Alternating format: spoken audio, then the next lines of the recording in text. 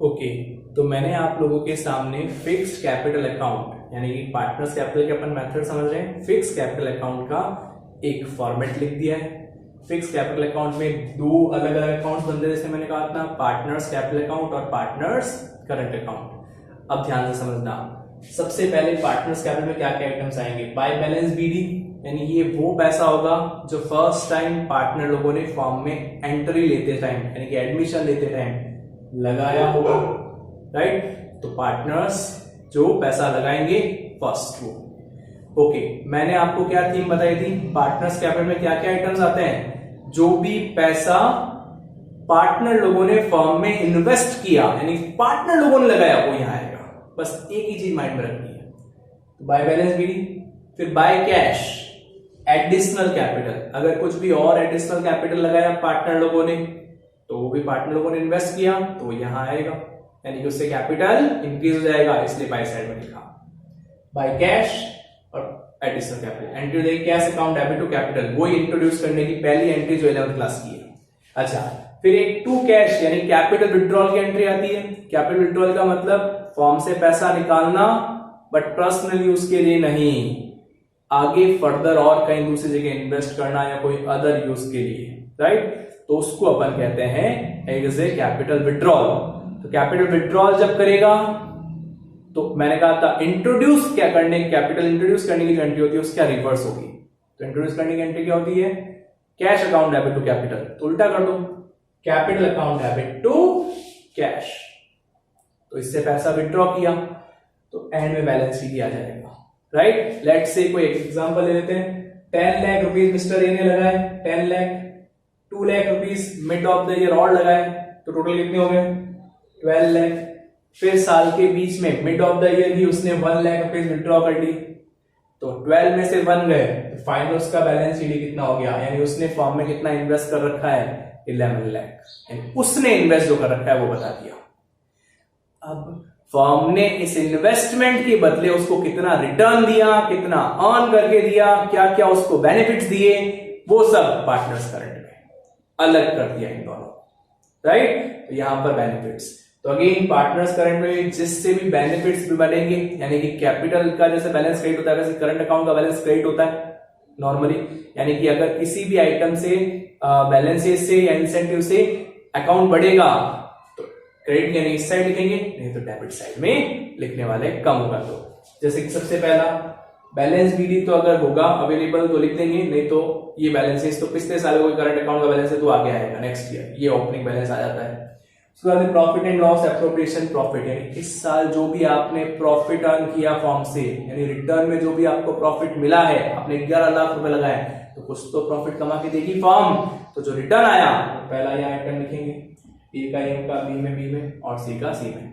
Interest on capital भी मिलता है, याद करो कैपिटल लगाते हैं बदले में इंटरेस्ट ऑन कैपिटल देती है फॉर्म, इंटरेस्ट ऑन कैपिटल देती है, इसका मतलब क्या इंक्रीज होगा, यानी कि ये भी बेनिफिट है।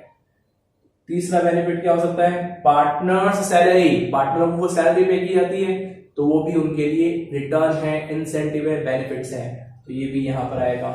अब पार्टनर किन किन की वजह से कैपिटल या सॉरी करंट अकाउंट कम होता है, तो पहला आइटम है ड्राइंग, पर्सनल यूज के लिए अगर पैसा निकाल लोगे तो आपका करंट अकाउंट कम हो जाएगा, तो ये यहां लिखेंगे।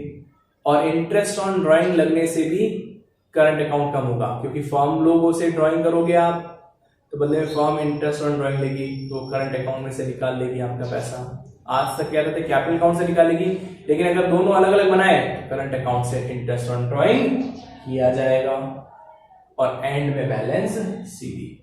तो अगर मेरे को बोलो कि मैंने कॉन्सेप्चुअली इसको माइंड में कैसे रख रखा है या हम मुझे कैसे ही माइंड में रहते हैं आइटम्स कहाँ आएंगे, तो मैं बस एक आंसर देता हूं बच्चों को, और वो ये है अगर आपने पैसा इन्वेस्ट किया है, जो भी पार्टनर लोगों ने पैसा इन्वेस्ट किया है वो पार्टनर्स कैपिटल में डालो, और जो भी बदले में रिटर्न मिला करंट अकाउंट में डालो, राइट। ये है fixed capital account.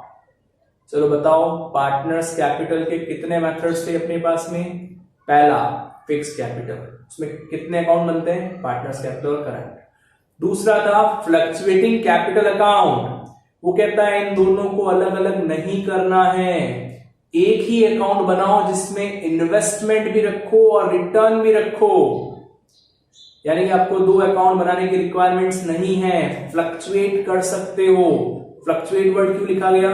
Opening balance और क्लोजिंग बैलेंस भले कितना ही चेंज हो, कितना ही फ्लक्चुएट हो, कोई मैटर नहीं है, इसलिए उसको फ्लक्चुएट बोला है, राइट।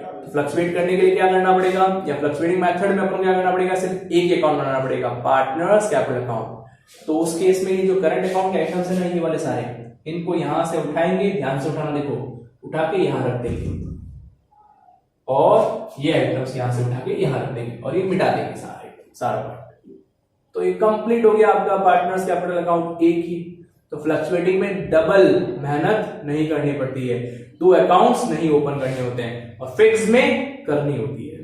अच्छा, अब आप लोग सोच के बताओ मुझे, प्रैक्टिकल लाइफ में कौन से मेथड को ज्यादा प्रायोरिटी दी जाती होगी, फिक्स्ड को कि फ्लक्चुएटिंग को? मेरे हिसाब से फिक्स्ड को, क्योंकि फिक्स ज्यादा क्लियरिटी बताता है कि कितना इन्वेस्ट किया, कितना रिटर्न मिला। लेकिन अगर अपने पॉइंट ऑफ व्यू से देखें, अगर अपन को एग्जाम में बोले प्रिपेयर पार्टनर्स कैपिटल अकाउंट, आगे क्लियर नहीं बोला गया कि इन विच मेथड फिक्स्ड और फ्लक्चुएटिंग, तो मैं आपको कहूंगा फ्लक्चुएटिंग कर लो, और नीचे नोट लिख दो, in the absence of information we have assumed that partners capital are fluctuating, right. तो आज की क्लास में अपन लोगों ने क्या समझा कि किस तरीके से मेथड्स होते हैं पार्टनर्स कैपिटल अकाउंट और पार्टनर्स कैपिटल अकाउंट के फिक्स्ड और फ्लक्चुएटिंग। तो नेक्स्ट क्लास में अपन इन दोनों मेथड्स को लेकर के प्रैक्टिस क्वेश्चंस लेने वाले हैं। तो जिसको समझ में आया अच्छी तरीके से, तो प्रैक्टिस क्वेश्चंस में भी साथ में बने रहिए। नहीं समझ में आया तो आप मुझसे कमेंट में क्वेश्चंस कीजिए, मैं आपको आंसर दूंगा उसका, और बहुत ही जल्द मैं आपके सामने Q&A सेशन भी लेके आऊंगा, उसमें आप मुझसे क्वेश्चंस कर सकते हो, और मुझे इंस्टाग्राम पे आप फॉलो कर सकते हो, तो वहां पर भी मैं आपके आंसर्स दे पाऊंगा, राइट। आई होप आपको मेरी बात समझ में आई होगी। ओके, नेक्स्ट वीडियो मिलते हैं बहुत ही जल्दी, तब तक अपना और अपनों का ख्याल रखिए। Earn more good wishes, goodbye, God bless.